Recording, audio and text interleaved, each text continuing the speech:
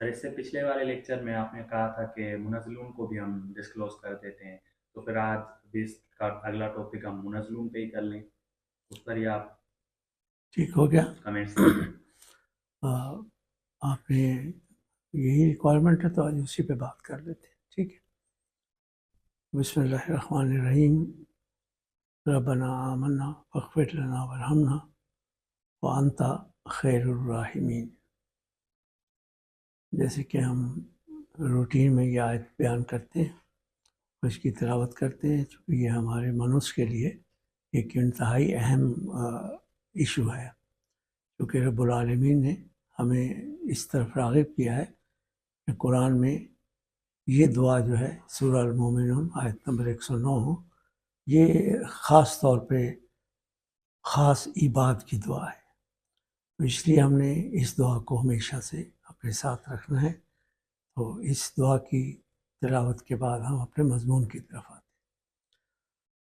اب آج جو آپ کہہ رہے تھے کہ ہمیں منزلون کے بارے میں کچھ آگاہی چاہیے کہ نازل کرنے والی ہستیاں جمع گروپ میں جو منزلون ہیں، پچھلے لیکچر میں ہم نے نحنو کو ڈسکلوز کیا تھا، اور نحنو جو تھا وہ رب العالمین کے 7 انوار الہیہ ہیں، اور وہ مولا علی کے فرزندان ہیں جو کہ بن ابنا کے بیٹے ہیں. یہاں تک ہم نے اس کو کلیئر کیا تھا قرآن کی آیات کی روح سے اور پچھلے صحائف کی روح سے، اور ہم نے یہ منزل حاصل کی تھی کہ یہ جو نحنو ہے قرآن کا یہ وارثون ہیں. تو وارث جو ہوتا ہے وہ بیٹا ہوتا ہے، وارثون بیٹوں کی جمع ہے، تو اس لیے یہ جمع میں بیٹے ہیں، اور وہ بیٹے جو ہیں وہ وارثون ہیں. تو ہم نے یہ راز نکالا تھا کہ یہ ایک آنے والی آل کے بارے میں ابتدائیہ سے ہمیں تعلیمات دی جا رہی تھی، اور پھر ہم جب اپنی منزل پر آئے اور آخری کتاب تک پہنچے تو ہمیں پتہ لگا کہ یہ تو پاک طیب طاہرین آل محمد صلی اللہ علیہ وآلہ وسلم کا تعارف ہے. تو اب جب ہمارے پاس یہ بات کھل گئی کہ جتنے بھی پلورل ہیں گروپ میں نحنو میں وہ ہمارے ائمہ مطہرین ہیں جو مولا علی کے فرزندان ہیں، یا قرآن کی روح سے محمد صلی اللہ علیہ وسلم کے بھی بیٹے ہیں بن ابنا کے. محمد ان کے ابا ہیں اور وہ ان کے بن ابنا میں وابناؤنا وابناؤکم کی آیت میں وہ آپ کے بن ابنا والے بیٹے ہیں، ولد ولدیہ والے نہیں ہیں. بن ابنا والی پاکیزگی کی طرف آتی ہے بات، اور ولد ولدیہ تو بنیادی طور سے ہے ہی ناپاکی. تو الہیہ قوتوں کے لیے سب سے پہلی صفت جو ہے وہ پاک ہونا لازم ہے. تو اب ہمارا زیادہ ہم کلیئر ہو گئے کہ ہمارے جو انوار الہیہ ہیں وہ جو بیٹے ہیں اور طاہرین بھی ہیں مطہرین بھی ہیں، تو وہ ہمارے کیا منزلون بھی ہیں. کیا پچھلی آیات اور قرآن یہ سب کے آیات میں کیا ان کا بھی کوئی حصہ ہے، اور کیا وہ نازل کرنے والے ہیں؟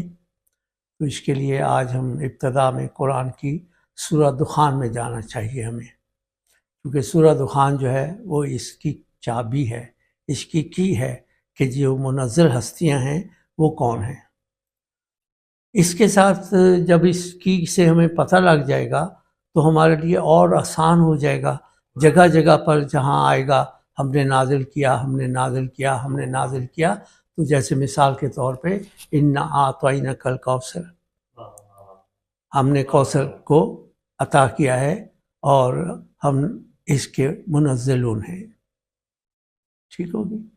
اسی طرح سے اگر ہم جائیں گے سورہ قدر میں تو انا انزلناہ فی لیلۃ القدر، تو یہ بھی جو قدر کی رات ہے اس کے بارے میں جب کوئی بات ہوگی، جہاں جہاں بھی ہماری آیات کا نزول کا تعارف آئے گا وہاں ہمیں یاد رہے گا کہ کون ہستیاں ہیں جو نازل کرنے والی ہیں. کیا رب العالمین خود نازل کرتے ہیں؟ نہیں، ایسا نہیں ہے.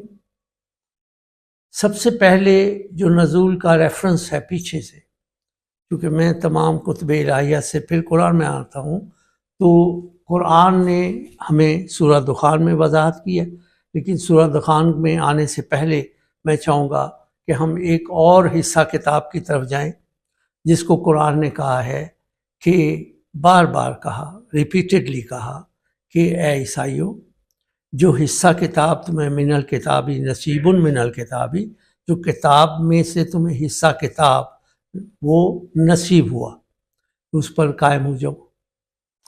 اب وہ حصہ کتاب جو قرآن نے ان کو ریفر کیا، وہ حضرت عیسیٰ نے اوپر جانے کے بعد اپنی ذات سے اپنے ایک صحابی کو، اپنے ایک حواری کو آپ نے وہ نازل کیا۔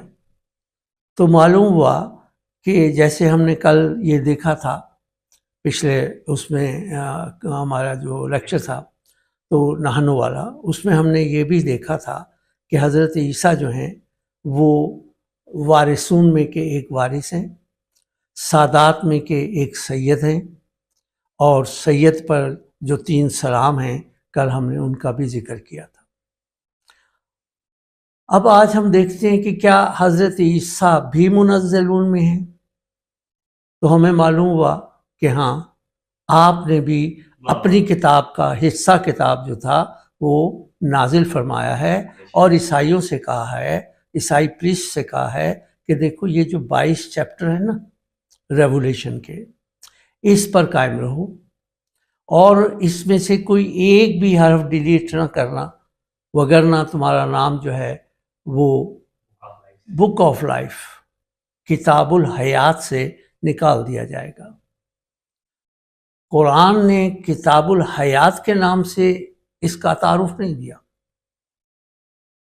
بلکہ حضرت عیسیٰ نے جب یہ لکھا کہ یہ کتاب الحیات سے نکل جائے گا تمہارا نام، تو انہوں نے اس کتاب الحیات کو خوبصورتی کے ساتھ ذریت طیبہ سے منسلک کرتے ہوئے اس کو کتاب الحیات کا نام دے کر، بک آف لائف کا نام دے کر، قرآن کی اس آیت کے ساتھ ریفر بیک کر دیا کہ جس میں قرآن کہہ رہا تھا کہ شیطان اب اکسا رہا تھا آدم کو کہ تم اس شجرہ خلد، ٹری آف لائف کا پھل کھا لو تو تم ہمیشہ کنگ ہو جاؤ گے، کنگلی ہو جاؤ گے، یعنی تم ذریت سادات میں آ جاؤ گے، اور تم ہمیشہ رہنے والے ہو جاؤ گے۔ جیسے ہم نے پریویس لیکچر میں دیکھا تھا نا کہ موت ان پر غالب نہیں آتی۔ سلام ہے سید کے اس دن پر کہ جس دن سید پیدا ہوتا ہے، سلام ہے اس دن پر کہ جس دن وہ ماتا ہوتا ہے دنیا کے سامنے۔ لیکن پھر حضرت عیسیٰ کہتے ہیں کہ ماتا کیا ہے؟ وہ کہتے ہیں ایک ڈیپ سلیپ ہے، 2.5 ڈے کے بعد میں بھی ڈیپ سلیپ میں جانے کے بعد 2.5 ڈے کے بعد میں ہائی ہو کر اٹھ کھڑا ہوں گا۔ تو یہ جو ہائی ہونا ہے، یہ موت سید کے بیٹے پر موت غالب نہیں آتی، چونکہ سادات کے بیٹے ہی قرآن میں بھی زندگی اور موت دینے والے ہیں۔ ہم نے کل دیکھا تھا سورہ الحجر کی آیت نمبر 23 میں کہ وہ کہہ رہے تھے، نحنو کہہ رہے تھے نا کہ ہم ہی تو تمہیں زندگی دیتے ہیں اور ہم ہی تمہیں موت دیتے ہیں، اور پھر اپنا تعارف بھی کروا رہے تھے کہ ہم کون ہیں، وَنَحْنُ الْوَارِثُونَ، تو ہم تو انہیریٹرز ہیں۔ یہ ترجمہ میں نے تو نہیں کیا نا، پوری دنیا کے مسلمانان عالم کے، آپ انگلش کاپی اٹھا لیں تو اس میں بھی آپ کو انہیریٹرز ملے گا جمع میں، اور انہیریٹر تو لا آف انہیریٹنس سے کل میں نے سمجھایا تھا کہ وکلا جانتے ہیں، جتنے ججز ہیں جنہوں نے لا کیا ہے وہ جانتے ہیں، یا شریعت کے جتنے مفکر ہیں یا مفسر ہیں وہ یہ جانتے ہیں کہ وارث حقیقی بیٹا ہے، اور وارثون اس وارث کی جمع کا نام ہے، اور جہاں وارث آ جائے تو پھر یہ بھی تو کل میں نے بیان میں وضاحت کر دی تھی نا کہ بھئی اگر میرا پلاٹ ہو اور میں بیچ لوں یا میں دنیا سے چلا جاؤں اور میرا پلاٹ پڑا ہو، تو میرا بیٹا اس پلاٹ کا مالک بننے کے لیے کیا کرے گا کہ وہ اپنا CNIC دے کر صرف یہ ثابت کرے گا تھرو لائر کہ جی میں ان کا بیٹا ہوں، یہ دیکھو یہ میرا CNIC میں یہ میرے فادر سے میرا نام میچ کر رہا ہے، تو میں ان کا حقیقی بیٹا ہوں، لہٰذا اگر ان کی کوئی جائیداد ہے تو میں اس کا حقیقی وارث ہوں، تو بیٹا ہوا نا۔ تو حضرت عیسیٰ ایک خوبصورت ریفرنس کے ساتھ بن ابنا والے بیٹے جو کہ پہلے قرآن کے نزول سے پہلے وہ ہمارے پاس کتب الہیہ کی ریفرنس کے ساتھ وہ ایسی ہستی ہیں جنہوں نے اپنے حصہ کتاب کو نازل فرمایا، اور پھر اس کتاب میں جو خوبصورتیاں ہیں وہ اتنی خوبصورتیاں ہیں کہ اگر صرف وہاں سے the honor of the double-edged sword, these are the words of him who has the double-edged sword. اور وہ کیا کہہ رہا ہے؟ جس کی دو دھاری تلوار ہے، جس کی ذوالفقار ہے، یہ اس کے لفظ ہیں. ریولیشن کہہ رہا ہے چیپٹر 2 میں، یہ اس کے ورس ہیں. اور وہ ہستی یہ کہہ رہی ہے کہ تم میرے نام پر ایمان لے آؤ تو پھر تم کامیاب ہو جاؤ گے، فلاح والے ہو جاؤ گے. تو میں جنت کے دروازے پر تمہیں 2 تحفے دوں گا، ایک سفید پتھر، اس کے اوپر جو لکھا ہوگا وہ جو اسے ریسیو کرے گا اس کو وہ معلوم ہے، اور ایک آپ کو میں وائٹ سویٹ دوں گا جسے قوم موسیٰ کے وقت میں جو من و سلوہ آیا تھا اس میں سے جو منع تھا وہ آپ نے کہا کہ پیچھے لکھا بھی ہوا ہے، آج موجود ہے، ابھی تک سیوڈ ہے، کہ موسیٰ سے کہا تھا کہ موسیٰ ایک جگ میں، ایک جار میں، ایک برتن میں یہ سویٹ سنبھال دو آنے والی نیشنز کے لیے.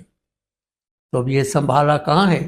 وہ سنبھالنے والی ہستیاں یہاں سے اٹھاتی ہیں، وہ کسی جگہ میں لے جاتی ہیں، اور وہاں وہ ہر چیز ایک عرصے کے لیے محفوظ ہو جاتی ہے. آپ کے اکاؤنٹ سے صدیاں گزر جاتی ہیں، آپ کا 1000 سال گزر جاتا ہے، وہاں کا 1 دن ہوتا ہے. تو اس لیے یہ جو خوبصورت باتیں ہیں ریولیشن کی، یہ تو عیسائیت کے لیے مسئلہ بنا ہوا ہے. آج عیسائی پریسٹ بھی اس 22 چیپٹر ریولیشن کو سمجھنے سے قاصر ہیں، اور ان کے عقیدے کی موت ہے. حضرت عیسیٰ نے عیسائیت کے عقیدے کو توڑ دیا، تبھی تو قرآن کہہ رہا ہے نا کہ کھڑے ہو جاؤ، اسٹینڈ کر لو. ٹھیک. پھر قرآن کہہ رہا ہے کہ دیکھو جو تورات اور انجیل میں تمہیں لکھ کر دیا ہوا ہے، کیا کہ وہ جو میں نے کل پچھلے اس میں دیا تھا کہ ایک چابی ہے پیچھے کی ہے، کہ حضرت موسیٰ کی قوم کہہ رہی تھی کہ ہم نے اپنے رب کو دیکھنا ہے. تو رب نے کہا کہ اچھا میں اپنے نور کو لاؤں گا، تم اے موسیٰ تمہارے جیسا ایک نبی تمہارے نفسوں میں اٹھا کر لاؤں گا، پھر اس میں خود ریویل کروں گا، میں اس میں خود ہوں گا، میری روح اس میں ہوگی، اور پھر وہ جو بھی کہے گا وہ وہی کہے گا جو کچھ میں اس کو دوں گا. وہ میرے کہے کے علاوہ کچھ اور نہیں کہے گا. اور اگر اس کے بعد بھی کسی نے اس سے اختلاف کیا تو پھر میں مائی سیلف میں بدلہ بھی لوں گا اور سخت عذاب بھی دوں گا.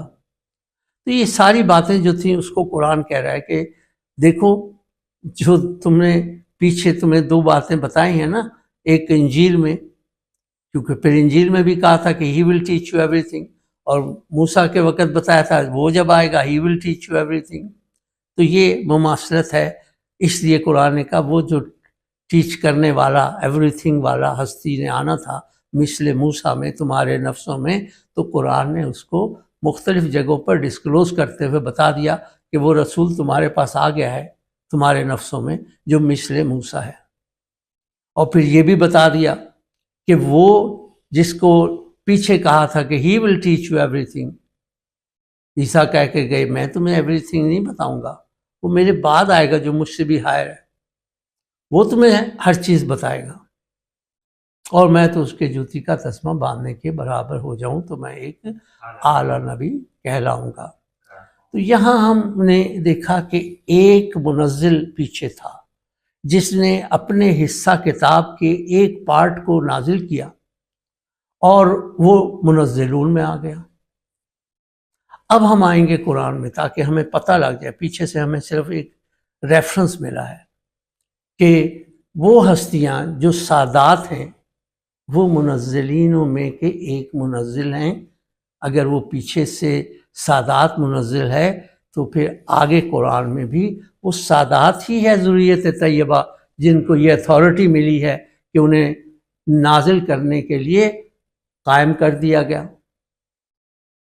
انوار الہیہ میں ان کو اپنے اندر سے رب العالمین نے اپنے نور میں سے، نور احدہ میں سے ان کو باہر نکالا اور پھر ان کو یکجا کر کے وہ سارے انوار الہیہ تحلیلاً واحد ہو گئے۔ ان کے وحید ہو جانے کو ہم نے توحید مانا۔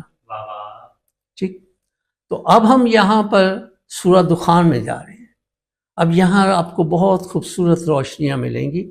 مجھے صرف پہلی 5 آیات پر آپ سے آج تھوڑا سا راز ڈسکلوز کرنا ہے تاکہ آپ تک یہ تصدیق ہو جائے کہ منزلون ہیں کون، کوئی اس میں آپ کو کوئی بھی شک و شبہ نہ رہ جائے۔ تو پہلی آیت حامیم، دوسرا پورشن والکتاب المبین۔ اب میں ان دو آیات، ہا ایک آیت ہے، میم ایک آیت ہے، جیسے الف لام میم تلک آیات الکتاب المبین، الف لام میم را تلک آیات الکتاب المبین۔ تو یہ آیات ہیں، الف ایک آیت ہے، لام ایک آیت ہے، میم ایک آیت ہے، یعنی ایک نشانی ہے۔ اور انڈیپینڈنٹ الف کا انڈیپینڈنٹ کھڑے ہو جانا بھی ایک آیت ہے۔ تو ان کو ہم کیا کہتے ہیں؟ یہ ایبریویٹڈ ورڈز ہیں، ایبریویشنز ہیں۔ ایبریویشنز کیا ہوتی ہیں؟ حروف مقطعات۔ حروف مقطعات کیا ہوتے ہیں؟ مقطع کیا ہوتا ہے؟ ایبریویٹڈ ورڈ کیا ہوتا ہے؟ کہ اگر ہم نے آج کے دور میں آسان لفظوں میں سمجھنا ہو تو آپ دیکھتے ہیں کہ ریلوے کے ڈبے پہ لکھا ہوگا P R, P for Pakistan and R for railway, ٹھیک ہو گیا؟ تو اگر میم فار محمد ہو جائے اور رے فار رضا ہو جائے تو کیا پریشانی کیا ہے؟ ٹھیک ہے، تو الف لام میم را تلک آیات الکتاب المبین، معلوم ہوا کہ یہ آیات ہیں، الف بھی آیت ہے، لام بھی آیت ہے، میم محمد بھی آیت ہے۔ کس کی آیت ہے؟ کتاب المبین کی۔ تو یہاں آپ کو کتاب المبین بھی سمجھ آئے گا، کیوں کہ مسلمان یہاں کنفیوز ہیں۔ Majority of the Muslim thoughts وہ یہاں اپنے لوگوں کو مس گائیڈ کر رہے ہیں، جانتے ہوئے بوجھتے ہوئے، قرآن کو پڑھتے سمجھتے ہوئے۔ کیا مس گائیڈ کر رہے ہیں؟ وہ کہتے ہیں کہ کتاب المبین یہی کتاب ہے، اور کچھ ان میں سے کہتے ہیں وہ تو لوح محفوظ میں ہے، وہ لوح محفوظ میں جو کچھ لکھا ہے وہ کتاب المبین ہے۔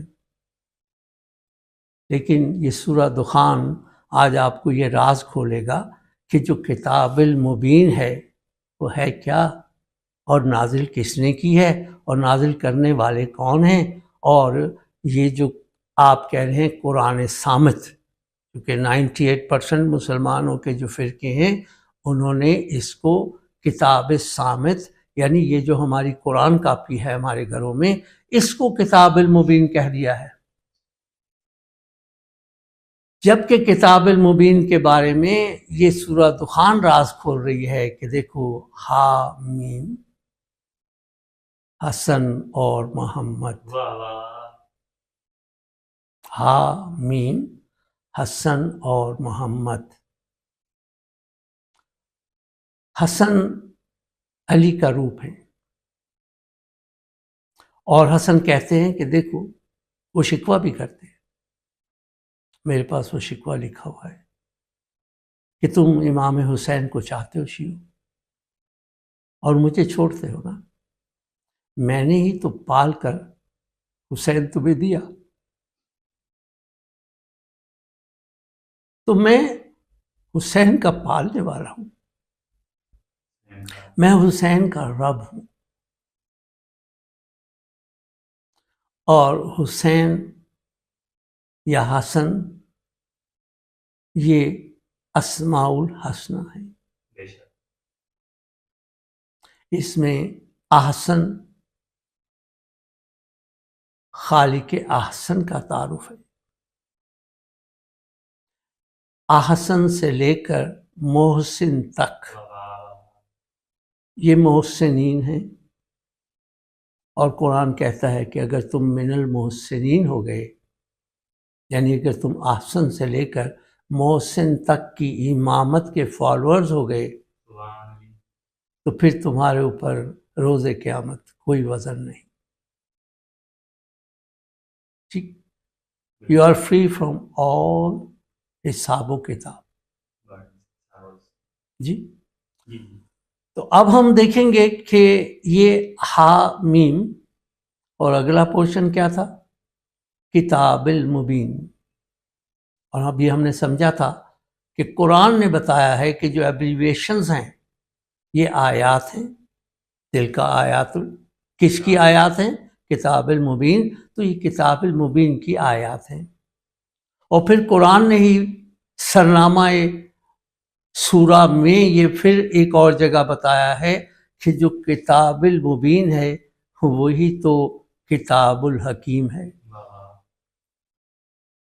اور جو کتاب الحکیم ہے اس کو قرآن نے ہی بتایا ہے کہ وہ علی حکیم ہے،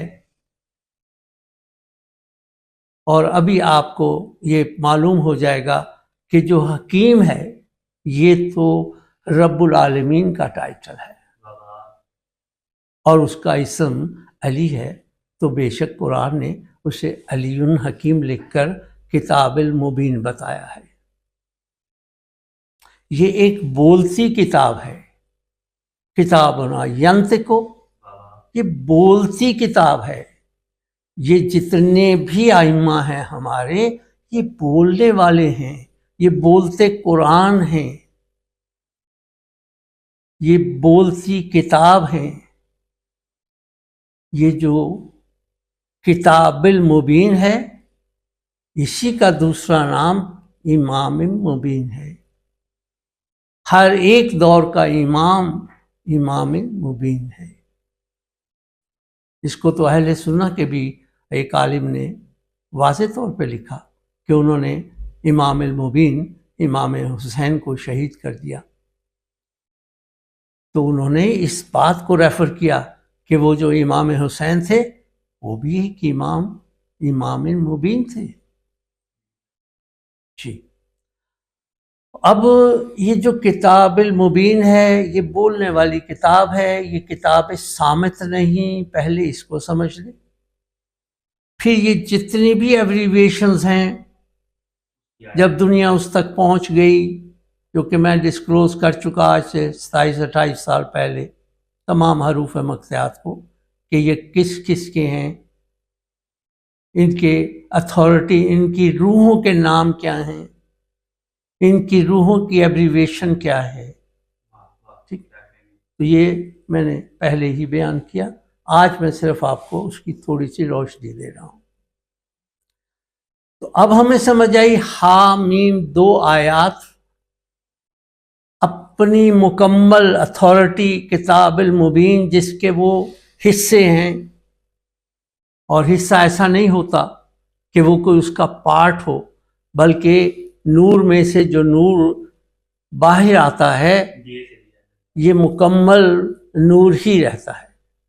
جیسے آپ ایک کینڈل لائٹ جلائیں گے نا، تو ایک موم بتی کی جو لائٹ ہوگی، جب دوسری موم بتی آپ جلائیں گے تو سیم اسی کی لائٹ اس میں آ جائے گی، تو معلوم ہوا کہ یہ لائٹ ٹو لائٹ، نورن علی نورن، یہ جو اللہ ہے قرآن کا، یہ جو نورن علی نورن، یہ دونوں پلورالٹی کے گروپ انوار الہیہ، اسی کو تو قرآن نے اللہ کہا ہے نا۔ کہ اللہ کیا ہے؟ نور السماوات والارض، اور وہ مثل نور ہی، اور اس نور کی مثال یہ ہے کہ وہ نور علی نور ہے. تو اس کو مفسرین لکھیں گے لائٹس ابو دا لائٹس، اور کوئی یوں لکھ دے گا کہ لائٹ ابو دا لائٹس. معنی وہ یہی لیں گے کہ یہ انوار الہیہ ہیں، تبھی تو نام رکھیں گے نا مسجد الانوار. یعنی اللہ نور ہے لیکن انوار میں مل کر ہے. اب کتنے انوار ہیں تو اس کو ہم ابھی ڈسکس نہیں کر رہے ہیں، ہمارا دوسرا سبجیکٹ آ جائے گا. تو ابھی ہم صرف یہ دیکھ رہے ہیں کہ یہ حامیم دو ہستیاں جو کہ کتاب المبین کے حصے ہیں، لیکن اتنے ہی کل ہیں جتنی کتاب المبین کل ہے.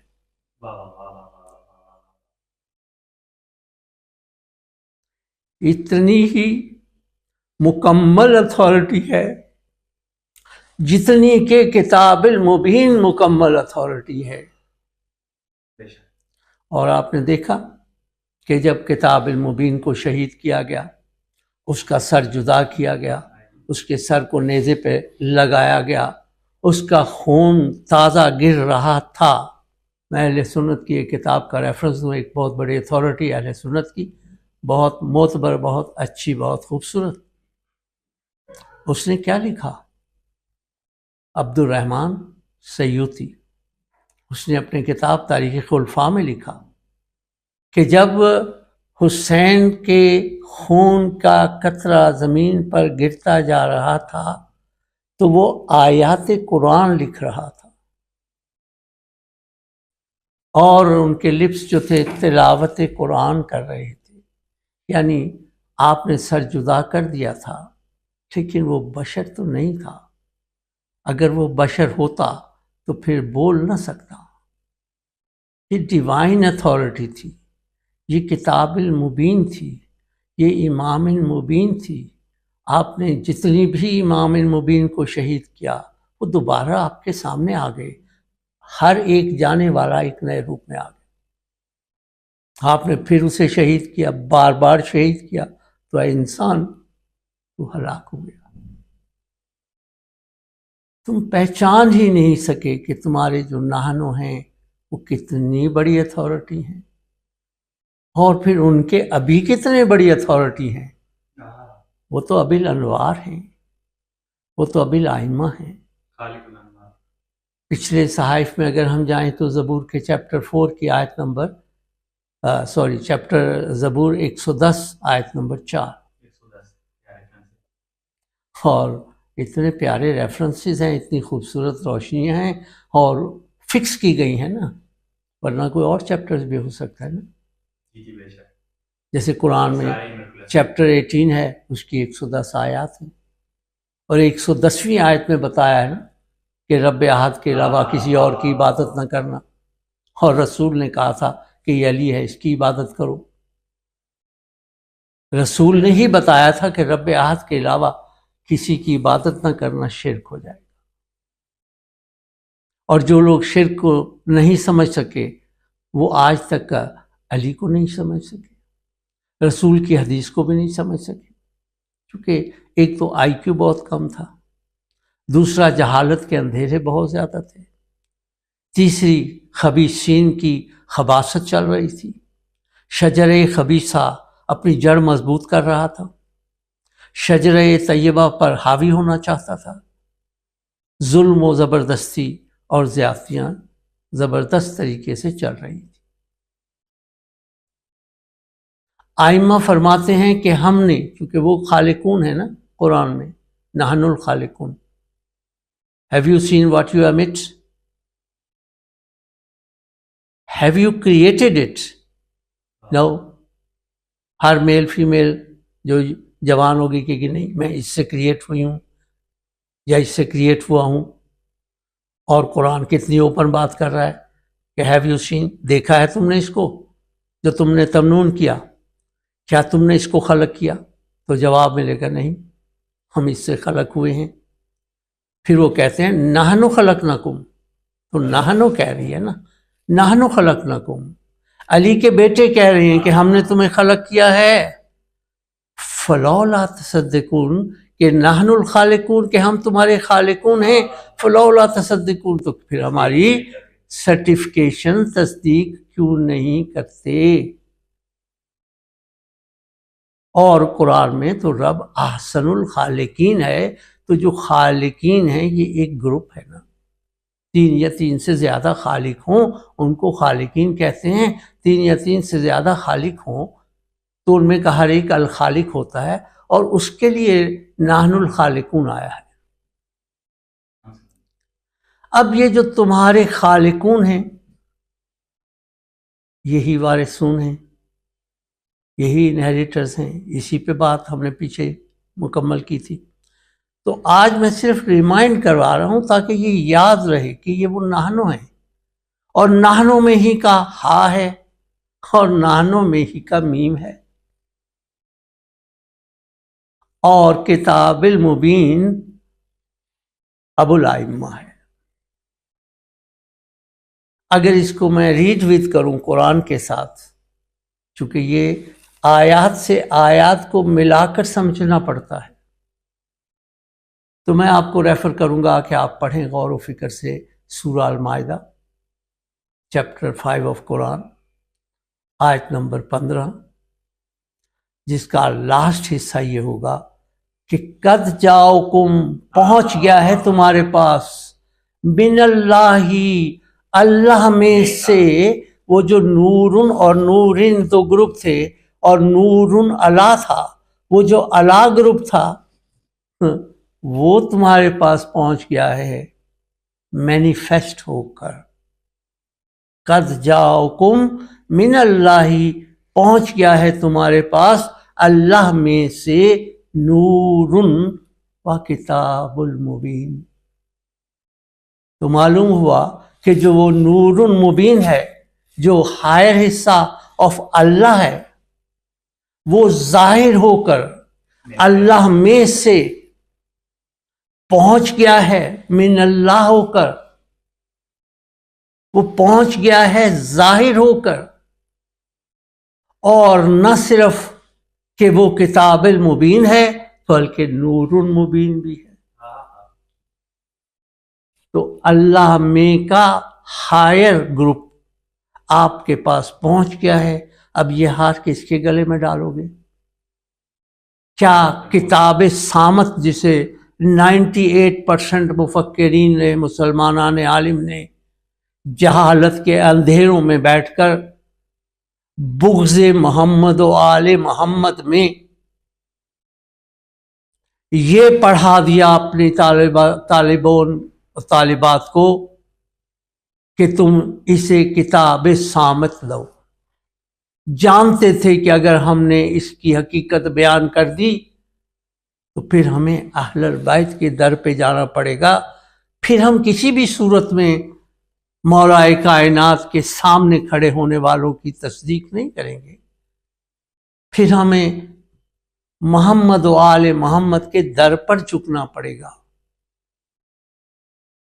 اور یہی وہ در ہے کہ جہاں پر جھکے بغیر، ان پر درود و سلام بھیجے بغیر نہ تمہاری عبادت ہے نہ تمہارا دین ہے۔ عبادت صلاۃ ہے، صلاۃ دین کا ستون ہے، اور بغیر سلو آپ کی عبادت ہی نہیں ہے، یعنی آپ کے دین کا ستون ہی نہیں ہے، یعنی آپ دین ابراہیمی میں ہی نہیں ہیں، یعنی آپ ملت ابراہیم پر نہیں ہیں، اور اگر آپ ملت ابراہیم پر نہیں ہیں تو آپ حکم قرآن سے باہر ہیں۔ اس لیے تمام فرقے جتنے بھی ملت ابراہیم کے مخالف ہیں، وہ ہر کوئی جو ہے وہ حضور کے عقیدہ ملت ابراہیم کا فالوور نہیں ہے، وہ اس سے اختلاف کر کے فرقہ ہے۔ کوئی اختلافی فقہ ہو اور وہ اپنا نیا فرقہ ایجاد کر لے تو وہ تو پھر قرآن سے باہر ہے، دین ابراہیم سے باہر ہے، اور قرآن کا حکم ہے کہ فرقے میں نہ جانا، تو معلوم ہوا جو فرقے میں جائے گا وہ رب کے احکامات کے مخالف ہے۔ آئیے اب ہم واپس آتے ہیں، کتاب المبین ہمیں سمجھ آ گئی تھوڑی بہت، مزید اس کی خوبصورتی بیان کر دوں۔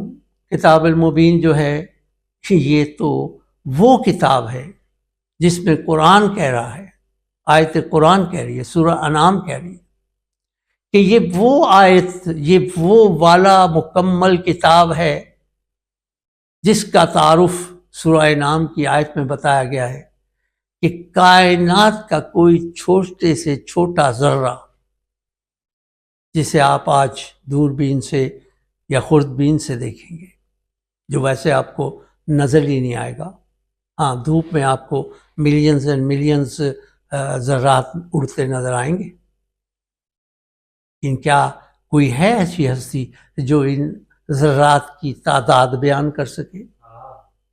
آپ تو 1 فٹ جگہ کے اندر جو ذرات آ رہے ہیں آپ اس کی تعداد بھی بیان کرنے سے قاصر ہیں، اور مقابلہ اس ہستی کا کر رہے ہیں جو کتاب المبین ہے، امام المبین ہے۔ اور قرآن کہہ رہا ہے کہ کتاب المبین وہ کتاب ہے کہ جس میں کائنات کا چھوٹے سے چھوٹا ذرہ اور بڑے سے بڑا پلانٹ، آج سائنس یہاں پہنچ گئی ہے ایڈوانس ٹیکنالوجی کے ذریعے کہ ہماری زمین، اتنے بڑے بڑے کائنات کے اندر پلانٹس ہیں کہ ان کے سامنے ہماری زمین ایک چھوٹا سا ذرہ نظر آتی ہے۔ تو اب آپ اندازہ لگائیں کہ اتنی بڑی بڑی جو زمینوں کی طرح کے پلانٹس ہیں ان کی تعداد کتنی ہے؟ ملکی وے والوں سے پوچھو جو سائنس یہاں تک آج ریسرچ کر رہی ہے، وہ کہتے ہیں تو ملینز اینڈ ملینز دنیایں ہیں، انکاؤنٹیبل سٹارز ہیں، اور آج ہر سٹار ایک سورج نظر آیا ہے، اور ہر سورج ایک امام ہے، اور ہر سورج کو کمانڈ دی گئی ہے کہ وہ اپنی منزل کی طرف لے جا رہا ہے ان پلانٹس کو جو اس کے فالوورز ہیں اس کے ساتھ۔ اس لیے قرآن کہتا ہے کہ غور و فکر کرو، جو ہم نے کائنات میں، آسمانوں میں، زمین میں رکھا ہے اس پہ غور کرو۔ تو یہ جتنے سٹارز ہیں، جتنے پلانٹس ہیں، جتنے کواکب ہیں، یہ آج آپ کے سامنے اتنے بڑے بڑے بھی ہیں کہ آپ کی زمین کتنی بڑی ہے اور وہ تو ایک ذرہ نظر آتی ہے، تو اس زمین پر اے بشر تیری کیا اوقات ہے؟ اس ذرے پر تو کتنا چھوٹا ذرہ ہے، اگر وہاں سے بیٹھ کر تیرے لیے غور و فکر کیا جائے تو ایک مچھر سے بھی نیچے ہوگا۔ تجھے تو دیکھنے کے لیے بھی خوردبین کی بھی بڑی پاورفل خوردبین چاہیے ہوگی، پھر پتہ لگے گا کہ تو ایک بشر کہاں کھڑا ہے۔ تو بشریت کی اوقات ہی یہ ہے، اور وہ مقابلہ کرتا ہے، اپنے خالقوں کے برابری کرتا ہے۔ میں فرقے میں ڈسکس نہیں کرتا، میں نہیں چاہتا، کیونکہ میرا تعلق دین ابراہیمی سے ہے، ملت ابراہیم سے ہے، میں اس کا پرچار کرتا ہوں۔ تو ملت ابراہیم دین الہیہ کا وہ خوبصورت تحفہ ہے کہ جس کو حاصل کر لینے کے بعد آپ ہر فرقے سے آزاد ہو جاتے ہیں اور آپ حقیقی جماعت میں آ جاتے ہیں۔ وہ تو شیعہ تو محبت کا نام ہے، وہ تو شدائیت کا نام ہے، وہ تو لو کرنے کا نام ہے، وہ تو فاؤنڈیشن ہے، love to your lord with your the power of your heart and the power of your soul and the power of your mind. یہی پیچھے بتایا گیا تھا، یہی آگے بتایا گیا ہے۔ آپ رب سے جتنی محبت کریں گے رب آپ سے بھی کرے گا، آپ اس کا ذکر کریں گے وہ آپ کا ذکر کرے گا۔ تو اب ہم اس پوائنٹ پر پہنچے کہ حامیم اور کتاب المبین، یہ ایک ابھی میں نے تعارف دیا قرآن سے کہ کتاب المبین ہوتی کیا ہے، کہ اس کے اندر تمام ذرات کے بارے میں صغیر و کبیر ہر ذرہ اس میں ریکارڈڈ ہے، اور وہ ریکارڈڈ کتاب آپ تک پہنچ گئی ہے، تو وہ ہستی کون ہے؟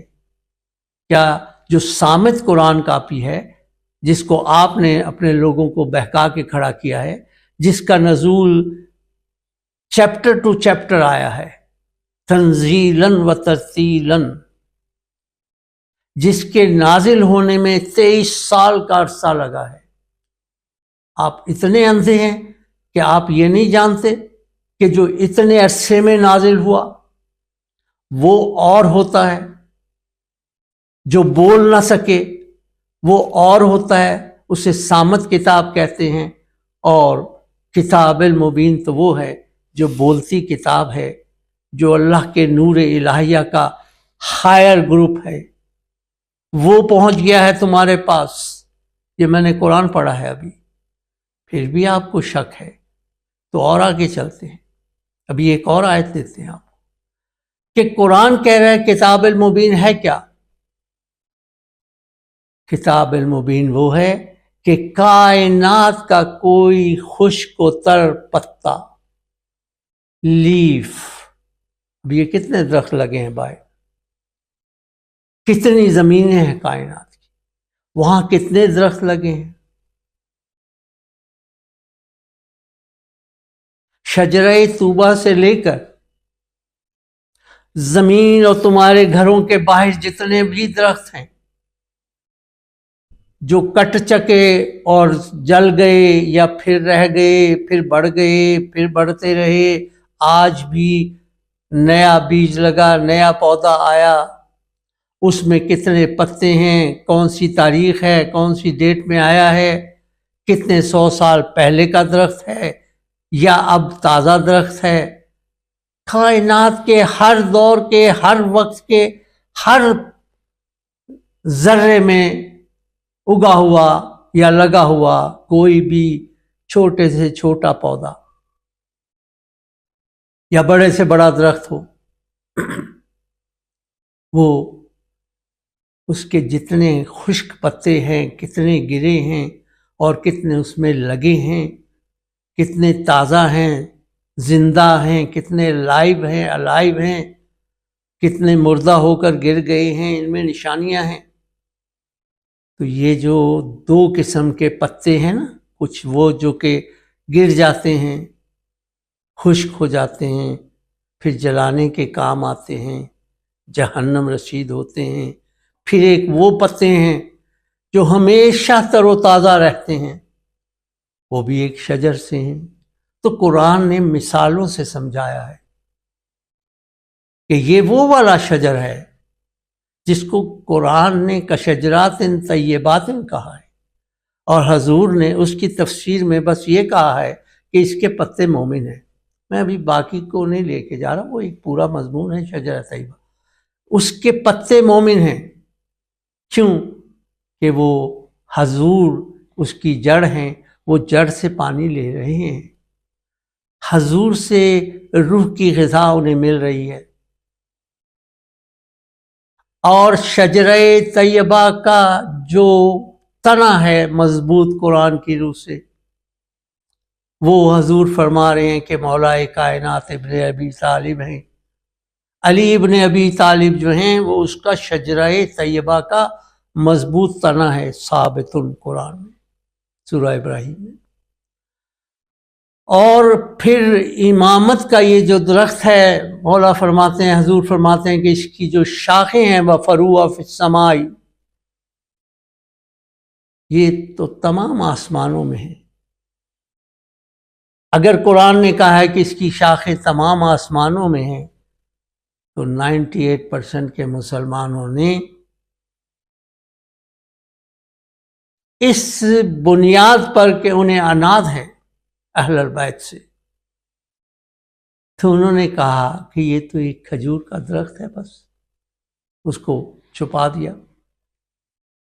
قرآن کہہ رہا ہے کہ اس کی شاخیں آسمانوں میں ہیں اور تنا بہت مضبوط ہے اور اپنے موسموں میں یہ پھل دیتا ہے، تو میں اس پورے مضمون کو بیان نہیں کروں گا، یہ تو زبور سے شروع ہوا ہے پڑھانا۔ اور عیسیٰ سے خوبصورتی بیان ہوئی ہے اور رسول نے اس کو مکمل کیا ہے، اور رسول نے جان بوجھ کر وہ باتیں چھوڑی ہیں جو پیچھے لکھ دی گئی ہیں تاکہ کوئی یہ نہ کہہ سکے کہ قرآن کافی ہے، کتاب کافی ہے۔ بھائی آپ کا قرآن بھی کافی نہیں ہے، رسول کی حدیث بھی لے لو وہ بھی کافی نہیں ہے، پچھلی کتب الہیہ کو ملاؤ گے تو شجرہ طیبہ کا مضمون ملے گا، اس کے پتوں کا تعارف ہوگا۔